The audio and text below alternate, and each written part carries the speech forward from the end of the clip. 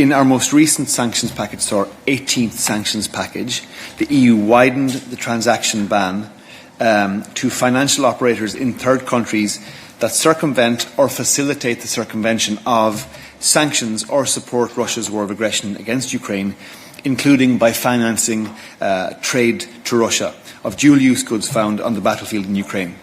In this context, 2 Chinese financial operators were subjected to sanctions because they were found to have facilitated financial transactions that support Russia's war effort.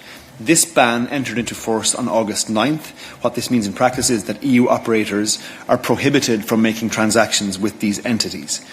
Since then, China has announced its intention to impose countermeasures against 2 Lithuanian financial entities. From the European perspective, we see no evidence or justification for such countermeasures. We're going to look at them in detail, as we always will, but our initial analysis is that this has no justification whatsoever. But the important thing to keep in mind here is that even before these countermeasures were announced by China, we had been engaging in a very constructive way with China on the issue of the sanctioned Chinese banks. So we have done that on the basis that we're fully open to identifying a mutually acceptable solution that could ultimately lead to the delisting of these Chinese banks.